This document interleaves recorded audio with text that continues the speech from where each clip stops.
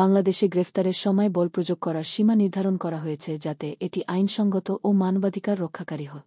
এই সংক্রান্ত নির্দেশাবলী ও সীমারেখা নিম্নরূপ। বল প্রয়োগের সীমা নির্ধারণ। ফৌজদারি কার্যবিধি ক্রিমিনাল প্রসিডিউর কোড 1898 ধারা 4(9) গ্রেফতারের সময় বল প্রয়োগ করার ক্ষেত্রে যা শুধুমাত্র প্রয়োজনীয় তা ব্যবহার করতে হবে। কোনো ব্যক্তিকে গ্রেফতারের সময় প্রয়োজনের অতিরিক্ত বল প্রয়োগ করা যাবে না। পুলিশের দায়িত্ব হল সম্ভাব্য সর্বনিম্ন বল প্রয়োগ করে গ্রেফতার করা।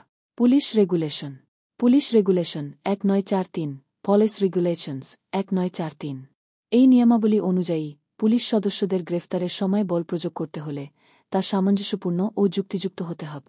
অপ্রয়োজনীয় বল প্রয়োগের ফলে কোনো ব্যক্তির শারীরিক ক্ষতি বা মৃত্যু ঘটলে সেটি আইনবিরোধী বলে গণ্য হবে। মানবাধিকার আইন। জাতীয় ও আন্তর্জাতিক মানবাধিকার সনদ। বাংলাদেশ মানবাধিকার সংক্রান্ত বিভিন্ন আন্তর্জাতিক সনদে স্বাক্ষর করেছে। গ্রেফতারের সময় বল প্রয়োগের ক্ষেত্রে মানবাধিকার লঙ্ঘন না হয় তা নিশ্চিত করতে হবে। এটি সংবিধান ও মানবাধিকার সনদ অনুযায়ী প্রত্যেক ব্যক্তির নিরাপত্তার অধিকার। আইনের প্রয়োগ। আইন প্রয়োগকারী সংস্থার নিয়ন্ত্রণ। গ্রেফতারের সময় বল প্রয়োগের সীমা নিশ্চিত করতে আইন প্রয়োগকারী সংস্থাগুলোর নিয়মিত প্রশিক্ষণ ও নজরদারি করা হয়। কোনো ব্যক্তির অভিযোগ থাকলে তা তদন্ত করে উপযুক্ত ব্যবস্থা নেওয়া হয়। গ্রেফতার প্রক্রিয়ার সময় বল প্রয়োগ সম্পর্কিত আরও তথ্যের জন্য নিচের লিঙ্কগুলোতে দেখতে পারেন।